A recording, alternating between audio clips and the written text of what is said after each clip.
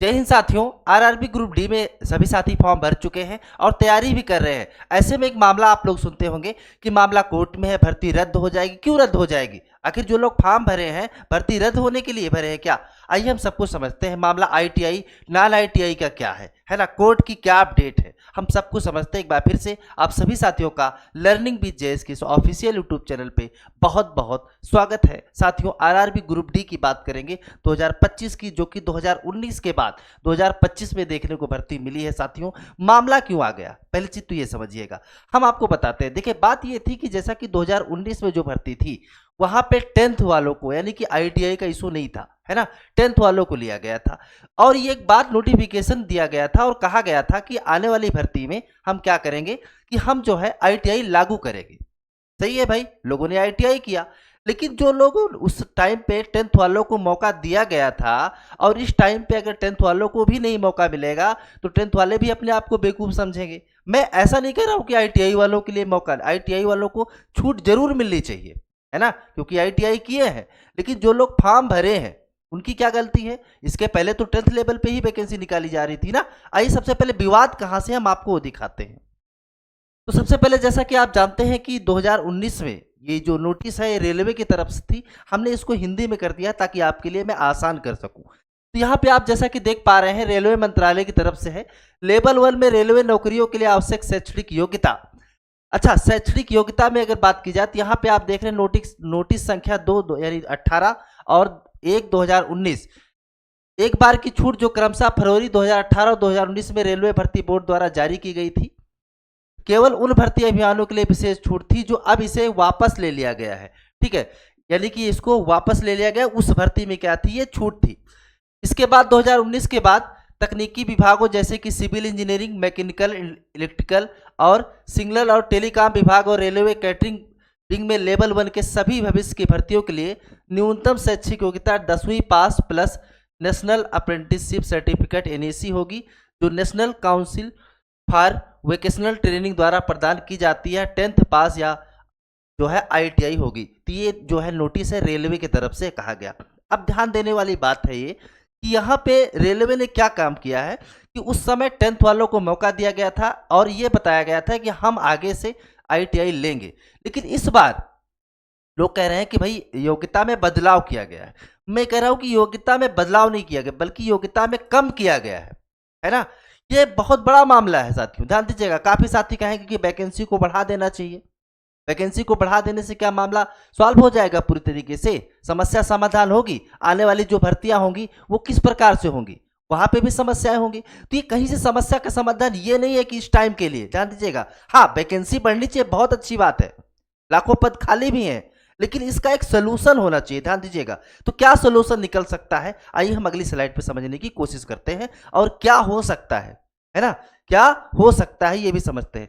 तो इस नोटिस के आधार पे क्या हुआ, सबसे पहले तो हम आपको ये बता दे रहे हैं कि इस नोटिस के आधार पे क्या हुआ कि आईटीआई के जो छात्र हैं वो चले जाते हैं कोर्ट कहाँ, दिल्ली हाई कोर्ट के अंदर जाते हैं और वहां पे जो है अपनी अपील करते हैं और कहते हैं भाई ये नोटिस थी, है ना, जो हमने आपको नोटिस ये दिखाया, ये नोटिस थी, यहाँ पे कहा गया था कि आईटीआई वालों को जो है इसमें से मिलने। अब ऐसा नहीं कि आईटीआई वालों को मौका मिल नहीं रहा है, आईटीआई वाले भी इस एग्जाम को दे रहे हैं और फॉर्म भी भरे हैं। बशर्ते बात यह है कि जो शैक्षिक योग्यता थी, इससे हो क्या जाएगा कि जब सभी को मौका मिलेगा तो फॉर्म की संख्या बहुत अधिक हो जाएगी। मामला ये है।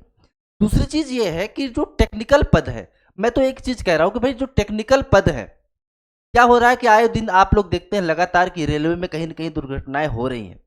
तो ऐसे चूंकि रेलवे मंत्रालय को इस चीज का विशेष ध्यान देना चाहिए कि जो विशेष है ना टेक्निकल वाले पद है, जहां पे टेक्निकल एक्सपर्ट की जरूरत है, ऐसे पदों पे खिलवाड़ ना किया जाए, वहां पे आईटीआई किया जाए। और जो 10th के स्टूडेंट्स हैं, है ना, जो 10th के स्टूडेंट्स हैं उनको भी मौका मिले, उनका भी हक है कि वो नौकरी को ले।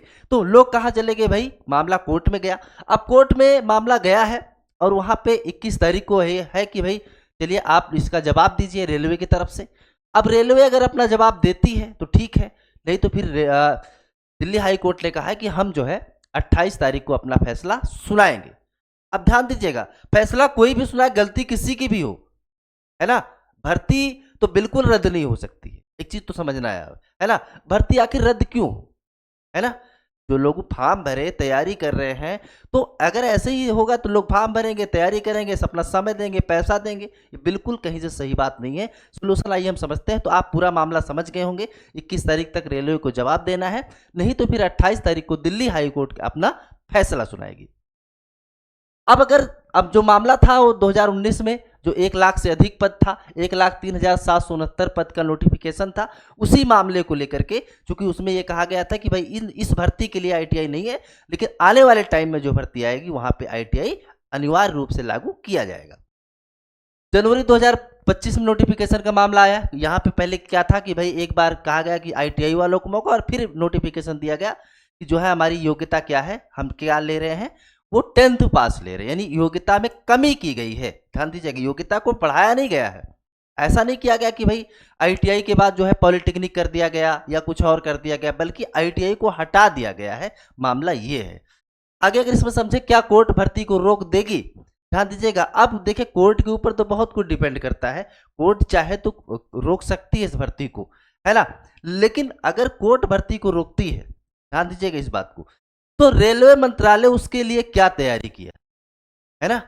गलती किसकी है इसमें? गलती रेलवे की तरफ से अगर है, रेल मंत्री जो है, कुल मिलाकर के पूरा का पूरा सिस्टम की हम बात कर रहे हैं, एकदम स्पष्ट करना चाहिए कि भाई हम आगामी वर्षों में या इस भर्ती में क्या करने वाले हैं। अगर हम जो कुछ खास प्रमुख पद हैं, है ना, जो टेक्निकल है, वहां पे आईटीआई लागू कर रहे हैं, बाकी आईटीआई नॉन आईटीआई वालों को लेंगे, मौका देंगे, तो अब वो उसके ऊपर डिपेंड करता है। क्या 10th वाले बाहर कर दिए जाएंगे? बिल्कुल नहीं बाहर होंगे। एक चीज तो आपको मैं बता दे रहा हूं, 10th वाले बाहर क्यों होंगे भाई? इसके पहले 10th के बेस पे नौकरी मिल जाती थी ना, आरआरबी में, ग्रुप डी में मिली भी है। तो ऐसा है कि भाई चलो अब बाहर क्यों कर दिए जाएंगे? बाहर तो नहीं होंगे। आखिर रेलवे का कितना सही है, चलिए अब हम इसको आपको बताते हैं कि इसका सोल्यूशन क्या हो सकता है। ठीक है, सबसे इंपॉर्टेंट ये है कि सोल्यूशन क्या हो सकता है। काफी लोग कहें कि भाई इसमें वैकेंसी बढ़ा देनी चाहिए। मैं तो कह रहा हूं ठीक है भाई, वैकेंसी बढ़नी चाहिए, स्वागत करते हैं, क्योंकि इस टाइम इतनी वैकेंसी खाली है। वैकेंसी को 1 लाख होना चाहिए, बहुत अच्छी बात है। 1 लाख से अधिक बढ़ जाए और भी अच्छी बात है।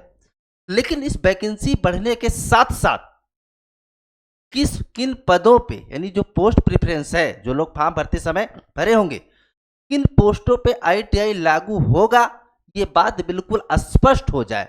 ये अभी के लिए नहीं है, ये आने वाले टाइम के लिए भी है ना। आगामी वर्षों में जब भी next time RRB group D की भर्ती आएगी, तो वहां पे योग्यता क्या रहेगी, ताकि आज की तरह जो छात्र आज आपस में लड़ रहे हैं, ऐसा भविष्य में ना हो, एकदम स्पष्ट चीजें हो। तो भर्ती तो बढ़ाना ही चाहिए, साथ ही साथ यहां पे क्या करना है कि योग्यता में एकदम कंफर्म रहे कि भाई ये इस पोस्ट के लिए हम आईटीआई करेंगे, बाकी पोस्टों के लिए नॉन आईटीआई करेंगे। और सबसे पहला काम जो काफी दिन से वादा कर रही है रेलवे, है ना, कि हम जो है कैलेंडर जारी करेंगे। आखिर कब कैलेंडर?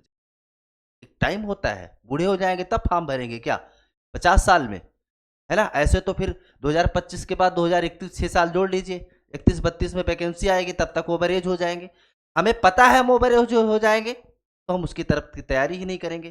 तो ये काम करना है रेलवे को, ठीक है, कि भाई हम 1 लाख से अधिक पद देंगे, या 1 लाख के आसपास जो भी पद है, पदों को हम बढ़ाएंगे।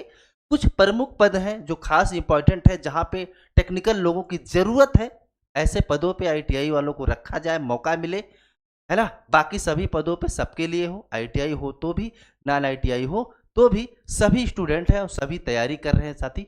तो बस एक ही चीज कहना है रेलवे मंत्रालय से कि भाई आप हमारी बात को सुनिए, आप हमारी बात को आप लोग भी पहुंचाइए, है ना। अगर आपको हमारी बात समझ में आ रही है, अगर सहमत है, तो कमेंट में जरूर करिएगा आप क्या चाहते हैं, ये बात भी आप कमेंट करके जरूर बताइएगा साथियों। यहाँ तक आप आए हमारे साथ, तो ऐसे ही इंपॉर्टेंट वीडियो आगे क्या होगा, है ना, तो कोर्ट के ऊपर है। लेकिन आप ये कहीं से भी समझ लीजिएगा, भर्ती कहीं से रद्द वगैरह नहीं होने वाली है, परेशान होने की जरूरत नहीं है।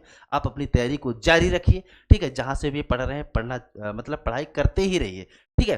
तो ये है था जो भी हम हमारे पास जानकारी थी, अपडेट थी, हमने आपके साथ साझा किया। और बस ऐसे ही हमेशा आपके लिए वीडियो लेकर के आते रहेंगे साथी। नए हैं तो सब्सक्राइब करिए, लाइक करिए वीडियो को। बहुत जल्द आपसे नेक्स्ट वीडियो में मिलते हैं, तब तक के लिए आप सभी साथियों का बहुत बहुत धन्यवाद। जय हिंद।